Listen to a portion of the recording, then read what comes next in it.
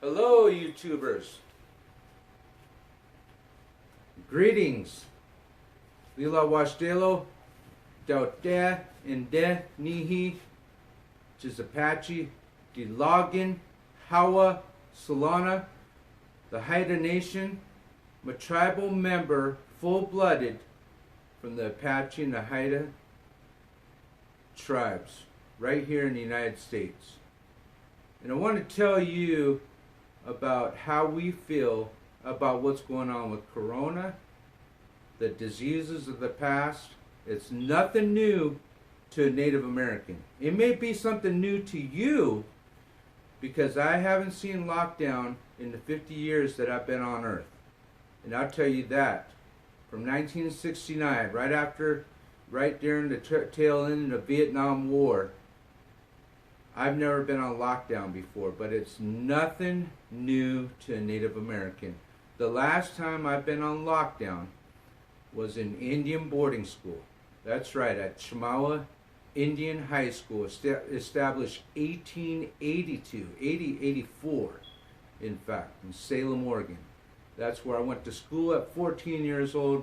When we had lockdown, they locked down the dormitories, they locked down the rec hall, the chow hall, they locked down everything so that you had to stay in your room.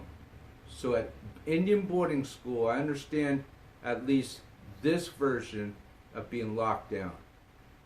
You Americans, on the other hand, this might be a new ball game for you, and I'm here to tell you that it's nothing new to a Native American, guys. What's about to happen in the next couple months or the next month, and they restricted our freedoms, you have to start to think about whether this is the last days, whether we're going to go back to any type of normalcy anymore. At this point, we need to just hold on to our loved ones. LaLa Washdelo. Put all the differences behind us and just move forward, guys. Because everybody in my country, in America, they're going to know how it is to feel like it is to be a Native American. I'm a tribal member. Here's my tribal ID card with my tribal number. All tribal IDs and reservations are prison camps. Get your history from a real Native American, YouTubers, the world. Get your history from somebody that's telling you the real history of this country. If you understood what the Native Americans have been through, tuberculosis, measles, smallpox, you'll understand that this ain't our first rodeo. In fact, biological warfare was given to us by blankets of the United States government. And whether you're a conspiracist, believing that, okay, did they plant this? Do they have the vaccine for it? Yes, they do. They do. And I'm going to tell you something. Okay? I had a daughter that had cancer. Her mother had lupus, and I had a child with medical problems that passed at 11 months, almost a year. So I've already been through this pain and hurt with my wife. And those of you that are mourning, those of you that are going through some rough times and sickness, I've been there.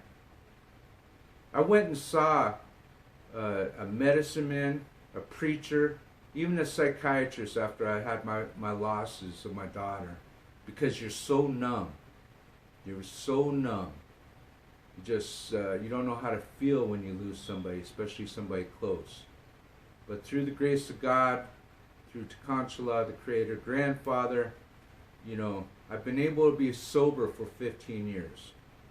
Sober, went through Indian boarding school, raised in an alcoholic home. My parents sobered up when I was a young man, and they've been examples to me as far as living to be in recovery, which I have been for 15 years now, through the grace of God. Now, I'm here to tell you guys that you have to know your true history. If you don't know your history, like they say in the song, then you don't know where your future is going to lie. And you don't understand that history will repeat itself. And as these start to take down our freedoms, they start taking the restrictions, they start putting restrictions on us, you have to know what your rights are as far as the Constitution, the amendments. And while we still have the freedom of speech, that's why I'm here. First of all, you as Americans, you have to stay home. In this country, you Americans in the world, especially Americans, you're too proud. That's what's wrong with you. Nobody's going to tell me what to do. I'm an American. I'm an American. Nobody's going to tell me what to do in my goddamn country. I have the rights. Well, do you have a right to be dead? Do you have a right to be dead? Because that's what you're looking for, America. I'm telling you, you think that this could have started from China, could have been implemented. You can be calling it conspiracy. Call it what you like. You don't know if the United States government unleashed this. You know, they're taking the freedoms. They're taking our liberties. They're telling us to be like this. This is how America does it. They push and push that envelope. Push that envelope till it's at the end of the desk. Just pushing and pushing. And as they push it, 5Gs is implemented. The senses, all these things. Droids. Their droids are at least 10, 20 years of technology above the little things that you play as video games. They're 10, 20, like they said, they have little droids the size of bees. And while you're trying to figure out here, thinking, oh, everybody be positive, oh, give me a playlist, and let's compare playlists, and let's go do the face chat on playlists and compare. Well, you're all in LaLa Land, okay? It's like it's like the magician with the top hat. Look here, and then he's pulling out the rabbit here. That's what's going on in America right now. And while you're proud, I'm telling you as a Native American, stay home. Unless you have to go for emergencies, work. My work has directly been affected. I work at the airport. I fight diabetes. So within my background and my apartment, yes, I'm restricted as far as what I can do at work. Working paycheck to paycheck. And what you guys don't understand is the middle class in this country is being separated. So what they call this is not just the coronavirus. They call this the white collar virus, where the separation of the lowly is up with the hierarchy. But I'm here to tell you that God, Toughen, Jesus, grandfather, all the different ways of expressing who you are and who I am as a Native American in my country, He's in charge. He's omnipotent, omniscient, omnipresent, the Alpha and Omega. You're going to say, well, why is it that you're up here and you're speaking about the white man, you're speaking about this? I'm not here to speak about nothing. I'm here to tell you that even in AA, your higher power, as you understand him, that's my higher power. He helped me be sober 15 years. So with that, I'm going to read out the scriptures about the last days. 2 Timothy 3, 1 through 5.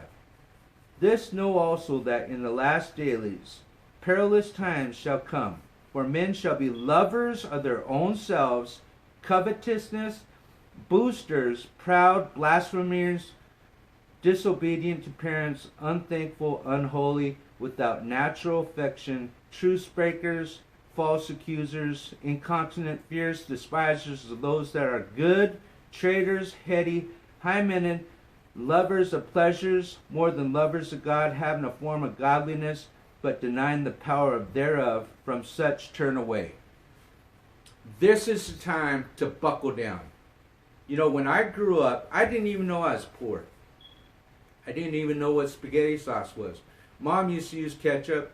Mom used to use tomato paste, and sometimes Mom used to have chili beans. This is back in the 70s, guys. You know, boil your noodles, and there's tomato sauce. So when I had meat and Prego and all these different name brands of spaghetti sauce, I didn't even know how to take it. I was probably 10, 12 years old. A lot of times, even in Indian boarding school, and I was sent away, those were the first times that I ever had like different types of food, you know, besides, you know, just macaroni, goulash, what we could do to survive, you know, as a product of the 70s, paycheck to paycheck, you know. And now these kids now, they don't want to be told what to do, like the scriptures say. You know, they don't know how to rough it. You know, we grew up. I grew up on a boat in Alaska, Heidelberg, Alaska. World War II veterans, Korean War veterans, Vietnam War veterans. They told you move, and you went and moved. It's like you didn't know what you're gonna get. You're in the engine room up in Alaska, and they said go get it. It's like move. You move. It's like right in front of you, dummy. And right here, no, the screwdriver right there. You moved. You had strong men, role models, people that had true grit. And now we're in a soft generation of multimedia, selfies, and God knows what. Lovers of their own pleasures is what the scripture says. And with that being said, I'm going to go into a Native American poem. Words of a wisdom from an elder in 1867. In the years since I've learned that the point of life's walk is not whereof how far I move my feet, but how I am moved in my heart. If I walk far but am angry toward the others as I journey, I walk nowhere. If I conquer mountains but hold grudges against others as I climb, I conquer nothing. If I see much of the world and much in regard, but not love my enemies, I see no one. My young friend, when the days of your walking begin to draw to a close, you'll know that I speak the truth, whether we walk among our peoples or alone. Among the hills, happiness and life's walking depends on how we feel about others in our hearts. We travel only as far and as high as our hearts will take us.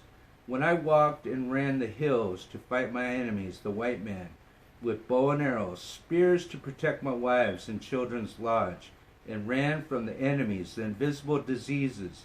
This is what the hills, the trees, the valleys, and the streams of America, my country, before the white man arrived, and still my country after they arrived, that the success of the journey depend on my heart and how it has walked forward, how it has walked forward toward my people and Creator instead of backward, away from them, even after the loss of my wife and children to smallpox. The 7 paths of changing our ways from the Anasazi.